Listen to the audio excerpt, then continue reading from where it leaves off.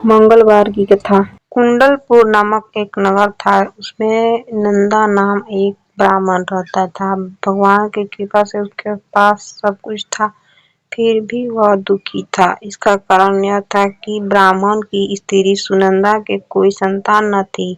सुनंदा पतिव्रता थी, भक्ति पूर्वक श्री हनुमान जी की आराधना करती थी। मंगलवार के दिन व्रत करके अंत में भोजन बनाकर हनुमान जी को भोजन लगाने के बाद स्वयं भोजन करती थी। एक बार मंगलवार के दिन ब्राह्मणी गृहस्थ कार्य के अधिकता में कारण हनुमान जी के भोग लगाना भूल गई, तो इस पर उसे बहुत दुख हुआ। उसने कुछ भी नहीं खाया और अपने मन में प्रण लिया कि वो अगले मंगलवार तक हनुमान जी के भोग लगाकर ही अन्न जल ग्रहण करेगी। ब्राह्मणी सुनंदा प्रतिदिन भोजन बनाती, श्रद्धा पूर्वक पति को खिलाती, परंतु स्वयं भोजन नहीं करती और मन ही मन श्री हनुमान जी की आराधना करती थी। इसी प्रकार 6 दिन गुजर गए और ब्राह्मणी सुनंदा अपने निश्चय के अनुसार भूखी प्यासी निराहार रही। अगले मंगलवार को ब्राह्मणी सुनंदा प्रातः काल ही बेहोश होकर गिर पड़ी। ब्राह्मणी सुनंदा की इस असीम भक्ति के प्रभाव से श्री हनुमान जी बहुत प्रसन्न हुए और प्रकट होकर बोले, सुनंदा,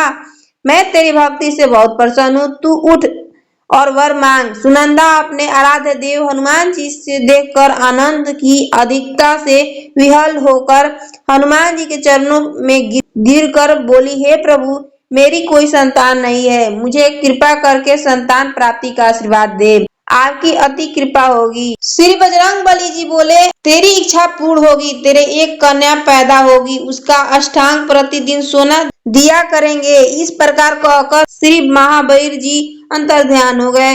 ब्राह्मणी सुनंदा बहुत आकर्षित हुई और सभी को समाचार अपने पति से कहा। ब्राह्मण देव कन्या का वरदान सुनकर कुछ दुखी हुए, परंतु सोना मिलने के बाद सुन के बहुत प्रसन्न हुए। विचार किया कि ऐसा कन्या के साथ मेरी निर्धनता ही समाप्त हो जाएगी। श्री हनुमान जी की कृपा से वह ब्राह्मणी गर्भवती हुई और 10वें महीने उसे एक बहुत ही सुंदर पुत्री प्राप्त हुई। यह बच्ची अपने पिता के घर में ठीक उसी तरह से बढ़ती गई जिस प्रकार शुक्ल पक्ष की चंद्रमा बढ़ता है।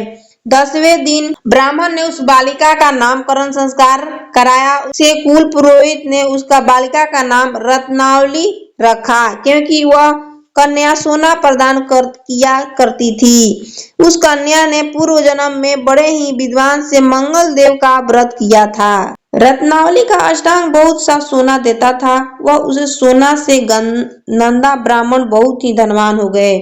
अब ब्राह्मणी भी बहुत अभिमान करने लगी थी। समय बीतता रहा और रत्नावली 10 वर्ष की हो चुकी थी। एक दिन जब वह नंदा ब्राह्मण प्रसन्नचित्त था, तब सुनंदा ने अपने पति से कहा, मेरी पुत्री रत्नावली विवाह के योग हो गई है, अतः आप कोई सुंदर तथा योग्य वर देकर उसका विवाह कर दें।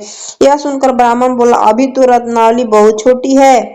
तब ब्राह्मणी बोली, शास्त्रों की आज्ञा है कि कन्या 8वें वर्ष में गौरी, 9वें वर्ष में रोहिणी, 10वें वर्ष में कन्या की पश्चात रजस्वला हो जाती है। गौरी के दान से पाताल लोक की प्राप्ति होती है, रोहिणी के दान से वैकुंठ लोक की प्राप्ति होती है, कन्या के दान से इंद्रलोक में सुखों की प्राप्ति होती है। अगर हे पति देव, रजस्वला का दान किया जाता है तो घोर नरक की प्राप्ति होती है। इस पर ब्राह्मण बोला, अभी तो रत्नावली मात्र 10 ही वर्ष की है और मैंने 16 साल की कन्याओं को विवाह कराए हैं, अभी जल्दी क्या है। तब ब्राह्मणी सुनंदा बोली, आपको तो लाभ हो गया लगता है।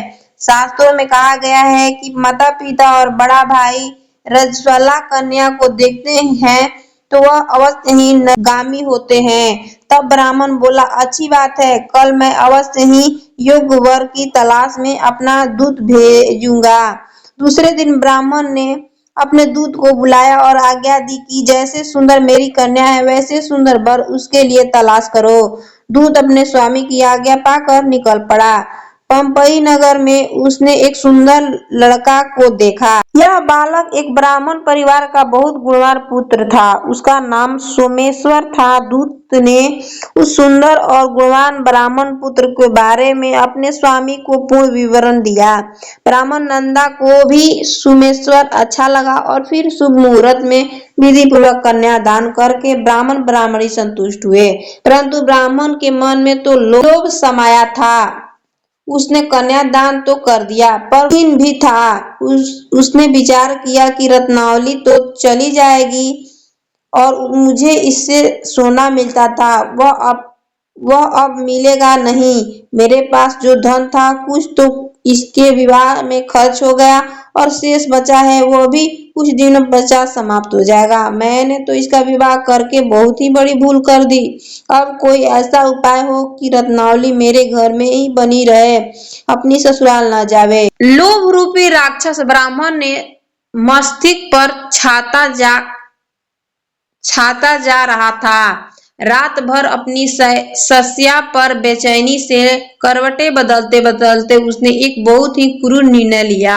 उसने विचार किया कि जब रत्नावली को लेकर उसका पति सोमेश्वर अपने घर के लिए जाएगा तो वह मार्ग में छिप कर सोमेश्वर का वध कर देगा और अपनी लाडली को अपने घर ले आवेगा, जिससे नियमित रूप से उसे सोना भी मिलता रहेगा और समाज का कोई मनुष्य उसे दोष भी नहीं दे सकेगा।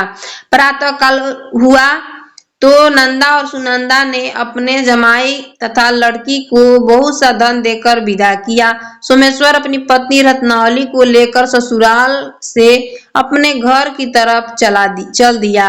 ब्राह्मण नंदा महालोभ के वशीभूत हो अपनी मति खो चुका था। पाप पुण्य का उसे विचार न रहा। अपने भयानक और क्रूर निर्णय के कार्य रूप देने के लिए उसने अपने दूतों को मार्ग में अपनी जमाई का वध करने के लिए भेज दिया, ताकि रत्नावली से प्राप्त होने वाला सोना उसे हमेशा मिलता रहे और वो कभी निर्धन न हो। ब्राह्मण के दूतों ने अपने स्वामी की आज्ञा का पालन करते हुए उसके जमाई सोमेश्वर का मार्ग में वध कर दिया। समाचार प्राप्त कर ब्राह्मण नंदा मार्ग में पहुंचा और रुदन करती अपनी पुत्री रत्नावली से बोला, हे पुत्री, मार्ग में लुटेरों ने तेरे पति का वध कर दिया है। भगवान की इच्छा के आगे किसी का कोई क्या बस चलता है। अब तू घर चल और वहां पर रहकर शेष जीवन व्यतीत करना। जो भाग्य में लिखा होगा वही होगा। अपने पति की अकाल मृत्यु से रत्नावली बहुत दुखी हुई। वरुण क्रुदन और रुदन करते हुए अपने पिता से बोली, हे पिताजी, इस संसार में जिस स्त्री का पति नहीं उसका जीना व्यर्थ है। मैं अपने पति के साथ ही अपने शरीर को जला दूंगी और सती होकर अपने इस जन्म को माता पिता के नाम को तथा सास ससुर के यश को सार्थक करूंगी। ब्राह्मण नंदा अपनी पुत्री रत्नावली के वचनों को सुनकर बहुत दुखी हुआ। विचार करने लगा कि मैंने व्यर्थ ही जमाई का वध का पाप अपने सिर लिया। रत्नावली तो उसके पीछे अपने प्राण देने तक के तैयार है।